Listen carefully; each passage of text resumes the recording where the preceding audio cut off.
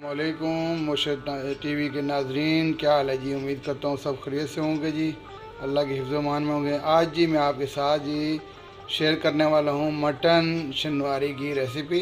इसके लिए मेरे पास तकरीबन 1.5 किलो से तकरीबन थोड़ा सा ज़्यादा है गोश्त है बकरे का, और सेम टू सेम इसको बीफ में भी आप बना सकते हैं। और मैं आपको पूरी चीज़ों का तारफ़ करवा देता हूँ, उसके बाद इंशाल्लाह फिर बनाना स्टार्ट करते हैं। सबसे पहले जी इसमें 1 कप कुकिंग ऑयल शामिल करेंगे। उसके बाद इसमें ज़ीरा का 1 चम्मच वो शामिल करेंगे। टमाटर तकरीबन 3 पाव के करीब मेरे पास है, वो शामिल करेंगे।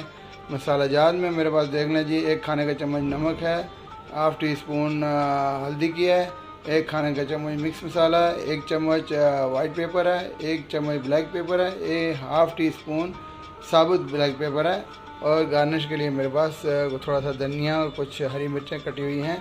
और इसमें 1 कप के करीब दही फेंटा हुआ है। और बाकी की तरतीब इंशाल्लाह फिर आप स्टेप बाय स्टेप वीडियो को फॉलो करें। शुक्रिया।